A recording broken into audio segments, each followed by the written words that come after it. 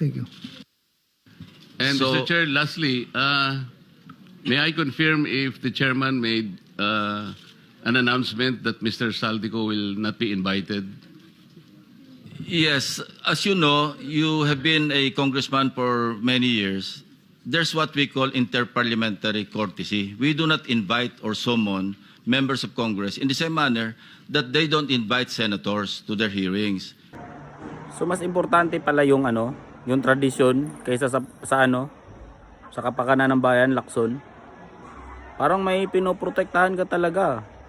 Bakit?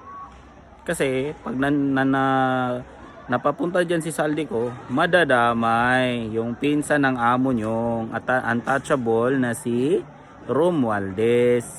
It is up to the congressmen or senators concerned to appear before their inquiries in aid of legislation. That is a tradition. Yes, Mr. And Chair. that tradition is not accorded to individual members of Congress of either house. It is accorded to the institution. Yes, Is that, yeah. you will. Yeah, but if he is expelled, then we'll invite him. He's no longer a member of Congress.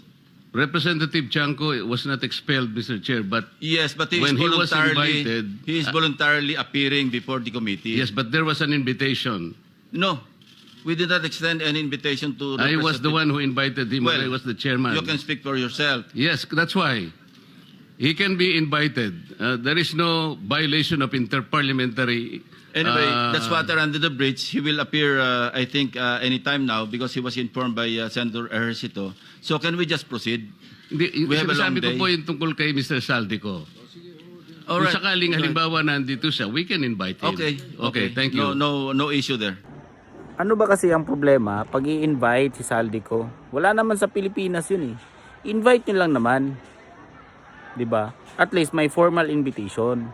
Kasi pag sasabihin mo, dapat kung mag-volunteer sila dito na pumunta, edi okay. 'Di ba? What if hindi sila mag-volunteer? At least pag may invitation, mapag-isipan nila. No, sila mismo pupunta diyan. Para hindi naman masasabi na may pinoprotektahan naman talaga kayo kasi nahahalata eh. No, hindi nyo nga ma-mention yung pangalan ni Martin Romualdez. No? Kaya ano ba yan, Lacson?